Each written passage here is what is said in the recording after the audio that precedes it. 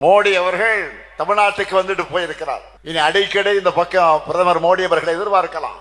தேர்தல் சீசன் வந்துட்டா போதும். தமிழ்நாட்டுக்கு வந்து பல வெரைட்டியில அவர் வடைகளை சுடுறது வழக்கம்தான். இந்த முறை வந்தார், வழக்கமான பழைய வடைகளை தான் சுட்டுட்டு போயிருக்கார். அந்த மாவும் புளிச்சு போச்சு. அதை கேட்டு கேட்டு தமிழ்நாட்டு மக்கள் காதும் புளிச்சு போச்சு. உங்க பக்கத்துல ஒருத்தர் உட்கார்ந்து இருந்தாரு, அவர் என்ன வெறும் பழனிசாமின்னு நினைச்சிட்டீங்களா?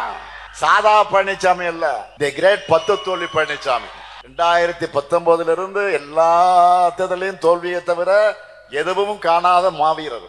இப்படி ஒரு ஃபெயிலியர் கும்பல சேர்ந்து கொள்கையால இணைஞ்சிருக்கக்கூடிய திமுக கூட்டணி வீழ்த்த போறாங்களாம். தமிழ்நாட்டை என்டிஏவை வளர்க்க போறாங்களாம். என்டிஏ அரசு வரப்போகுதான், வளர்க்க பாடுபட போகுதான். இதை எப்படி பிரதமரால் சிரிக்காம சொல்ல முடியுது? மோடி அவர்கள் இந்த மண்ணுல கால் வச்சதுமே உதயசூரியனே மறைஞ்சிருச்சான், மழை வந்துருச்சான். கோமாளிகளை இப்ப கூட மழை வந்திருக்கு. சொல்றது யாரு? நம்ம பழனிசாமி, 10 தோல்வி பழனிசாமி. வாழ்க்கை முழுக்க கால்களை மட்டுமே பார்த்துட்டு இருந்தா சூரியன் எப்படி தெரியும்? பழனிசாமி அவர்களே, பழனிசாமி அவர்களே, வாழ்க்கை முழுவதும் காலையே பார்த்துட்டு இருந்தா சூரியன் எப்படி உங்களுக்கு கண்ணுக்கு தெரியும்? ஒரு முறை தலை நிமிர்ந்து பாருங்க, அப்பதான் சூரியனுடைய இருப்பும் பவரும் உங்களுக்கு தெரியும். தமிழ்நாட்டுக்கு ஒன்றிய பாஜக அரசு தொடர்ந்து செஞ்சுட்டு வரக்கூடிய வஞ்சகத்தை தட்டி கேட்கக்கூடிய துணிச்சலும் முதுகெலும்பும் திராவிட முன்னேற்ற கழகத்திற்கு மட்டும்தான் இருக்கு. சிபிஐ, அமலாக்கத்துறை போன்ற பேரை கேட்டால ஓடி ஓடுகிற கோழைகள் தமிழ்நாட்டோட உரிமைகளை எப்படி காப்பாற்றுவாங்க? பாஜகவோட ஏவல் படையா செயல்படுகிற புலனாய்வு அமைப்புகளை வச்சுக்கிட்டு திமுகவை மிரட்டி பார்க்கலாம், பணிய வைக்கலாம் நினைச்சா மக்களுடைய ஆதரவோடு அதை எதிர்கொள்கிற உறுதி திமுகவுக்கு இருக்கு. நாங்க பணிய மாட்டோம், துணிஞ்சு ஒரு கை பார்ப்போம். மண் மொழி மானம் காத்திடும் எங்க 2000 ஆண்டு போற தொடர்ந்துடுவோம். ஆண்டுதோறும் இந்த ஜனவரி 25ஆம் நாளை மொழிப்போர் தியாகிகளை நினைவுகூர வகையில வீர வணக்க நாளாக நாம் கடைபிடிச்சுட்டு வரோம். இன்று தமிழ்நாடு முழுவதும் மொழிப்போர் தியாகிகள் கூட்டம் இதே போல நடந்து கொண்டிருக்கிறது. நான் காஞ்சி மாநகருக்கு வந்திருக்கிறேன். சாதாரண காஞ்சிக்கா வந்திருக்கிறேன், பேரறிஞர் அண்ணாவை தந்த காஞ்சிக்கு வந்திருக்கிறேன். நம்ம எல்லாம் ஆளாக்கிய அன்பின் தெய்வம் அண்ணாவின் காஞ்சிக்கு வந்திருக்கிறேன். அஞ்சு வாழ்ந்த தமிழ் சமூகத்தை பார்த்து தாழ்ந்த தமிழகமே என்று கேட்டு இனவுணர்வை ஏற்படுத்தின அண்ணன் பிறந்த மண்ணுக்கு, இந்த காஞ்சி மண்ணுக்கு வந்திருக்கிறேன். வரலாற்றில் எத்தனையோ தலைவர்கள் உண்டு, அதுல அண்ணாவை பார்த்தா எனக்கு சில நேரம் பொறாமையா இருக்கும். ஏன் தெரியுமா? பெரியாரை போல குருவும் கலைஞரை போன்ற ஒரு சிஷியனும் கிடைச்ச ஒரே தலைவர் பேரறிஞர் அண்ணாதான். எல்லா தாயும் தன்னுடைய பிள்ளைக்கு பேர் வைப்பாங்க, ஆனா நம் தாய் நாட்டுக்கு தமிழ்நாடுன்னு பேர் வச்ச தலைமகன் பேரறிஞர் அண்ணாதான். அப்படிப்பட்ட அண்ணாவின் ஊர்ல அவர் உருவாக்கிய திராவிட முன்னேற்ற கழகத்தின் தலைவரா இந்த முத்துவேல் கருணாநிதி ஸ்டாலின் பேசுறது எனக்கு கிடைச்ச பெருமை.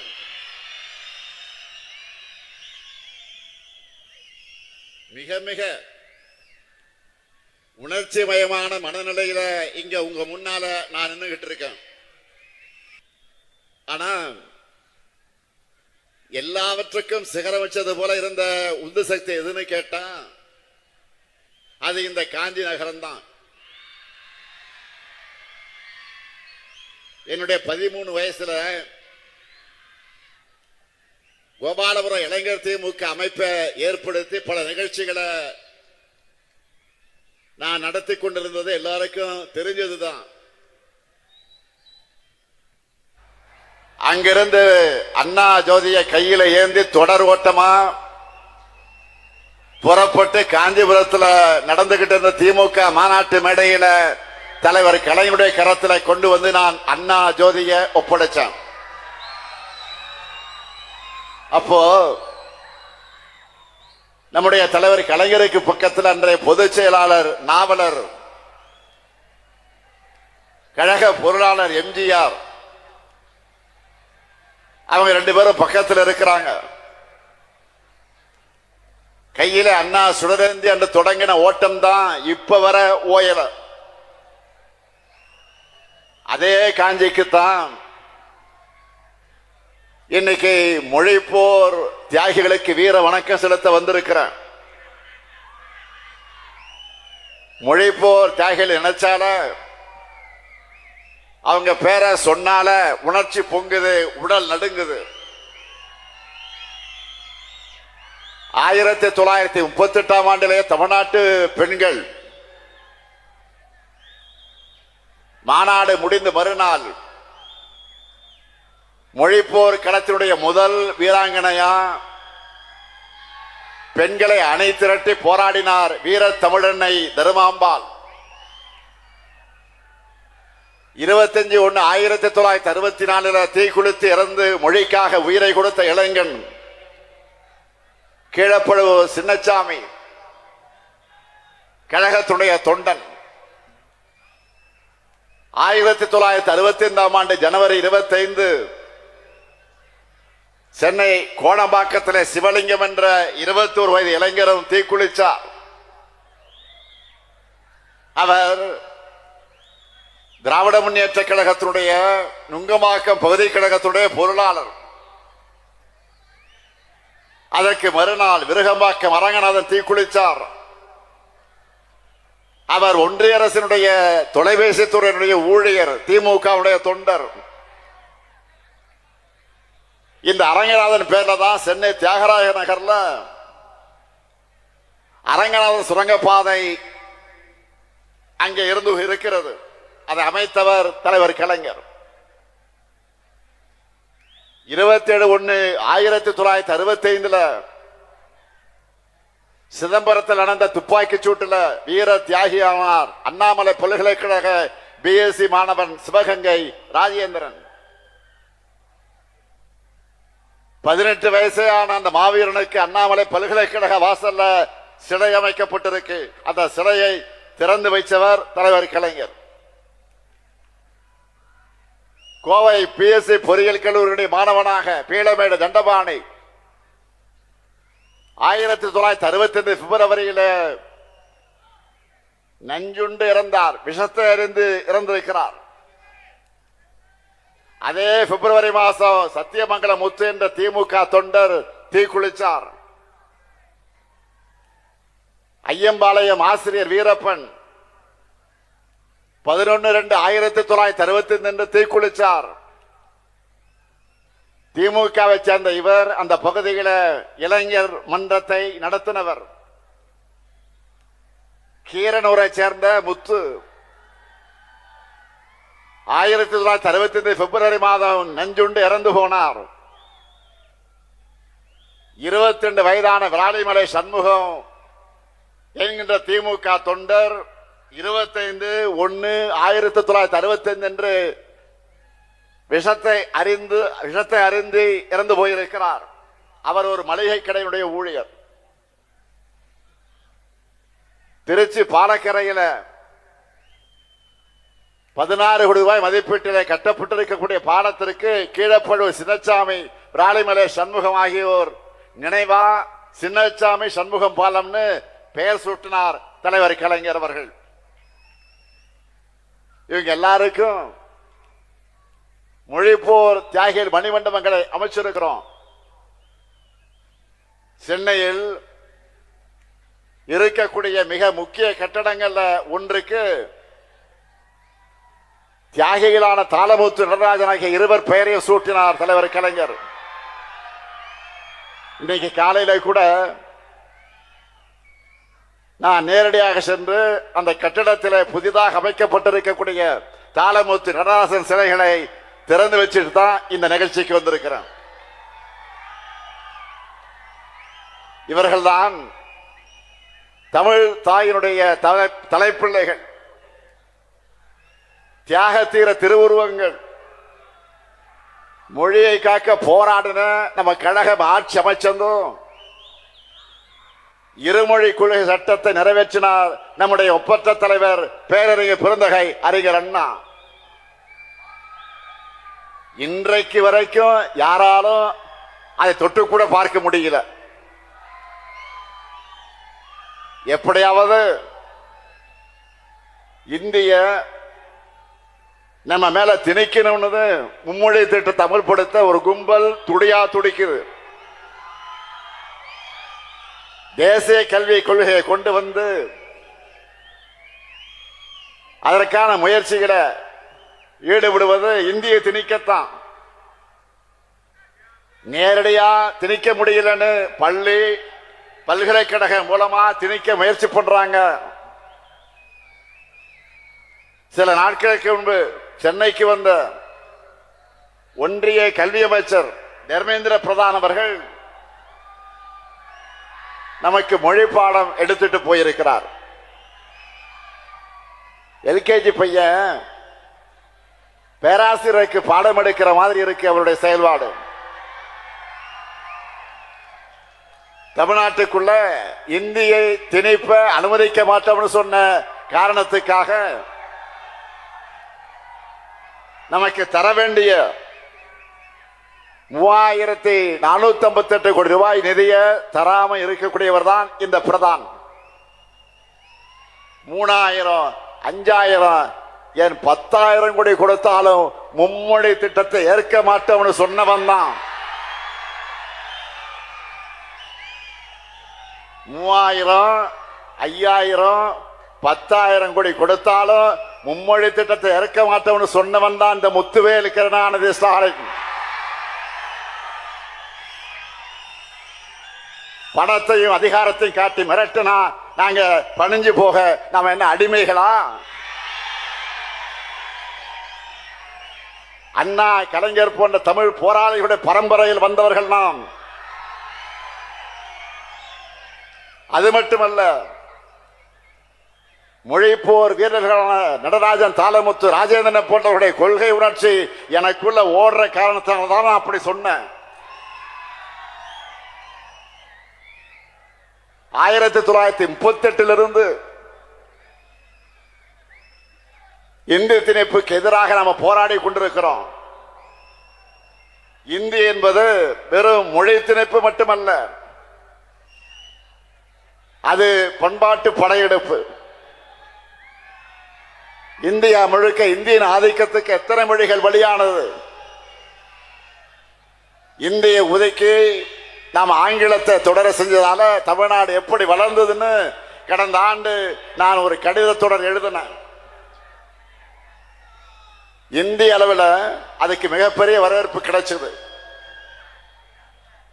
பல்வேறு மொழி பேசும் மக்கள் என்னோட பதிவுகளுக்கு கீழே தன்னுடைய மொழி இந்தியால அழிந்தது எப்படின்னு பகிர்ந்துகிட்டாங்க.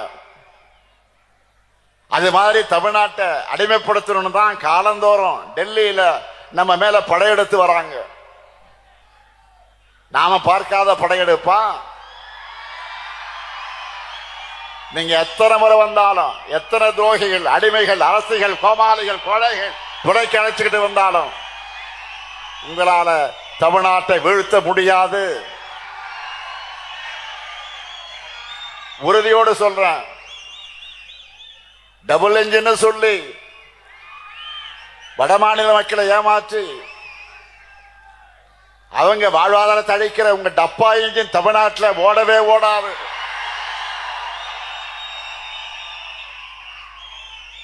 ரெண்டாயிரத்தி 21 பெற்ற தோல்வியிலிருந்து எந்த பாடமும் கத்துக்காம மறுபடியும் கொத்தடிமை கூட்டமான அதிமுகவின் தோல்ல வந்து பாஜக வருது. இங்க சுந்தர் பேசுகிற போது சொன்னார,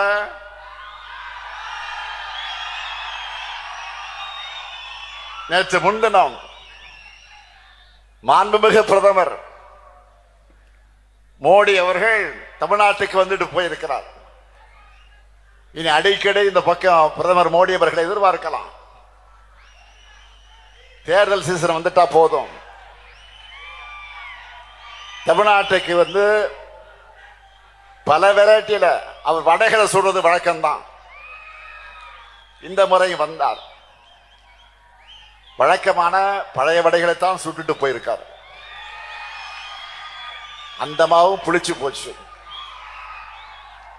அதை கேட்டு கேட்டு தமிழ்நாட்டு மக்கள் காதும் புளிச்சு போச்சு. பிரதமர் வராருன்னு சொன்னதும் சில கேள்விகளை நான் கேட்டிருந்தேன், எழுப்பியிருந்தேன். அது வருவதற்கு முதல் நாளே அந்த கேள்வி நான் எழுப்பியிருந்தேன். நீங்க எல்லாரும் அந்த ஊடகங்கள் அதெல்லாம் பார்த்திருப்பீங்க, படிச்சிருப்பீங்க நினைக்கிறேன். தமிழ்நாட்டுக்கு தர வேண்டிய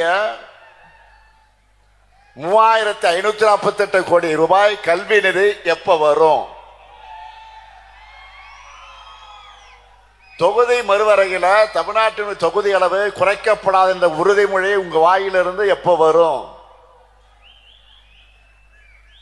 பாஜகவின் முகவர் போல செயல்படுகிற ஆளுநருடைய அராஜகம் எப்ப முடிவுக்கு வரும்?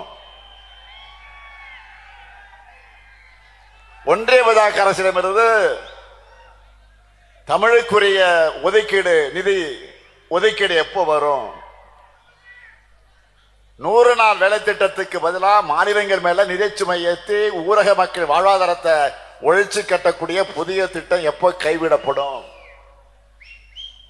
10 ஆண்டுகளா இன்ச்சா ஒன்றிய பாஜக அரசு இழைக்கிற மதுரை எய்ம்ஸ் 8வது உலக அதிசயம் எப்பதான் எங்க கண் முன்னால வரும்? இயற்கை பேரிடருக்கான நிவாரண தொகை தமிழ்நாட்டுக்கு எப்போ வரும்? ஓசூர் விமான நிலையத்துக்கு அனுமதி எப்போ கிடைக்கும்? கோவை மதுரையில மெட்ரோ ரயில் ஓடுமா? அப்படின்னு இப்படி அடுக்கடுக்கா கேள்விகளை கேட்டேன். இது எதுக்குமே பிரதமர் மோடி அவர்கள் பதில் சொல்லல.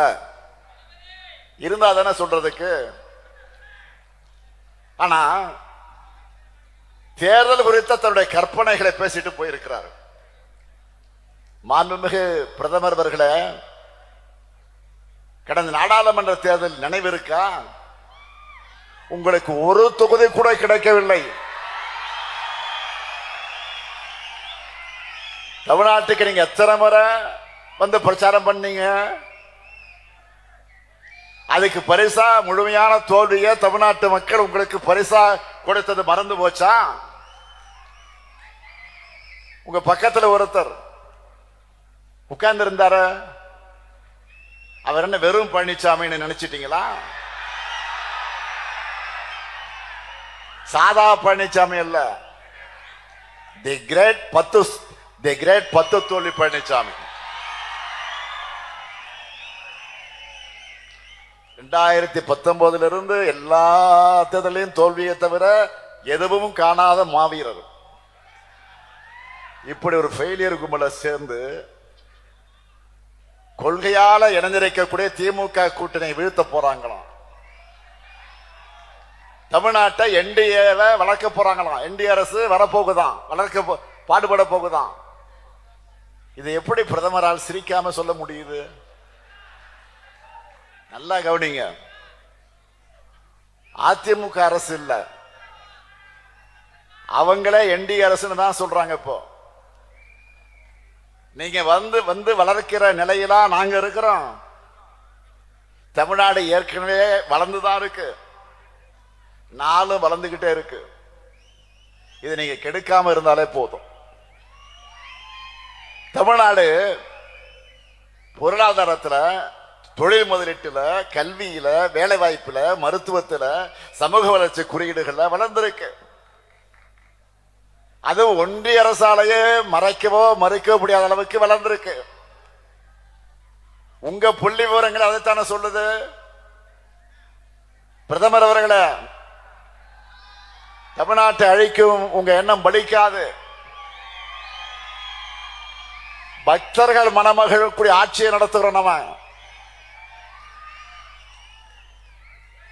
காஞ்சிபுரம் கோயில்கள் நிறைந்த நகரம்.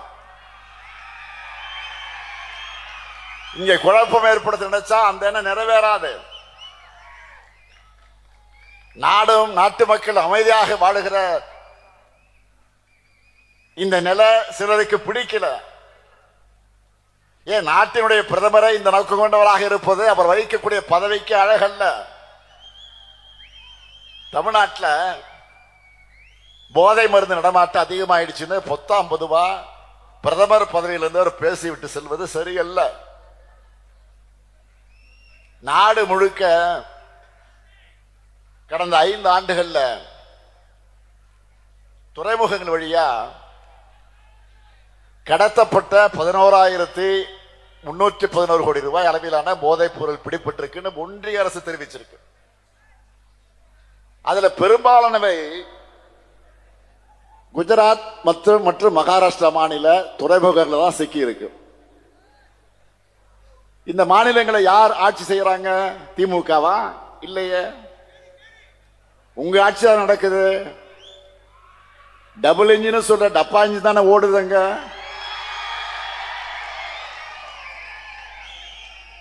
இந்தியாவுக்குள்ள போதைப் பொருள் நுழைவதை தடுக்க வேண்டியது பிரதமர் மோடியும் உள்துறை அமைச்சர் அமித்ஷாவும் தான், இந்த ஸ்டாலின் இல்ல. மகாராஷ்டிராவில் போய் பேச வேண்டியதை மதுராந்தகத்தில் வந்து பேசிட்டு போறது நியாயமா?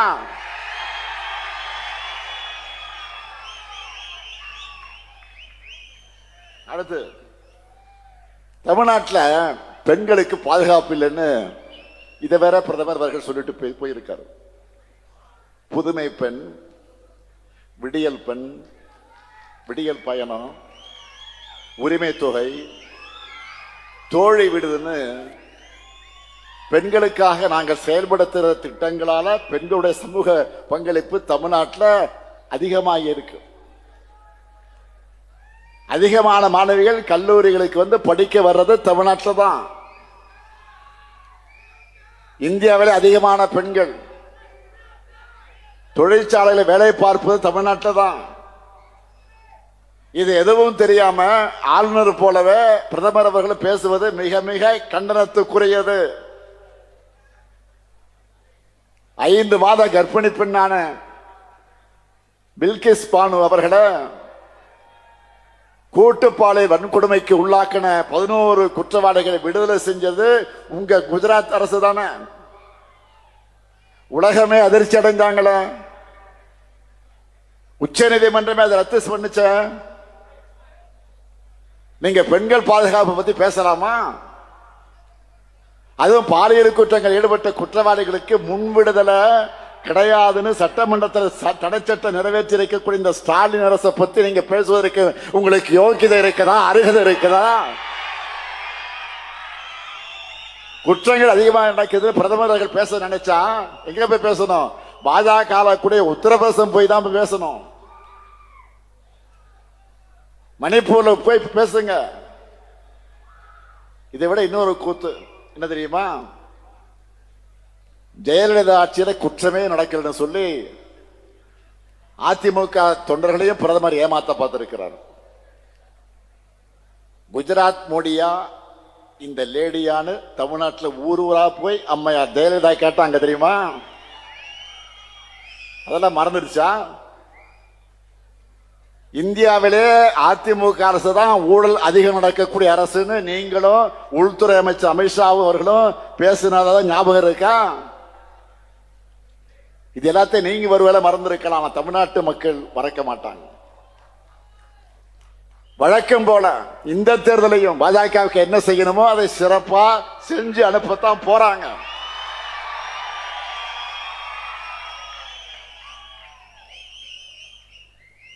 மோடி அவர்கள் இந்த மண்ணுல கால் வச்சதுமே உதயசூரியனே மறைஞ்சிருச்சான், மழை வந்துருச்சான். கோமாளிகளை இப்ப கூட மழை வந்திருக்கு. சொல்றது யாரு? நம்ம பழனிசாமி, 10 சாமி. வாழ்க்கை முழுக்க கால்களை மட்டுமே பார்த்துட்டு இருந்தா சூரியன் எப்படி தெரியும்? பழனிசாமி அவர்கள பழனிசாமி அவர்களே, வாழ்க்கை முழுவதும் காலையே பார்த்துக்கிட்டு இருந்தா சூரியன் எப்படி உங்களுக்கு கண்ணுக்கு தெரியும்? ஒரு முறை தலை நிமிர்ந்து பாருங்க, அப்பதான் சூரியனுடைய இருப்பும் பவரும் உங்களுக்கு தெரியும். தமிழ்நாட்டுக்கு ஒன்றிய பாஜக அரசு தொடர்ந்து செஞ்சுட்டு வரக்கூடிய வஞ்சகத்தை தட்டி கேட்கக்கூடிய துணிச்சலும் முதுகெலும்பும் திராவிட முன்னேற்ற கழகத்திற்கு மட்டும்தான் இருக்கு.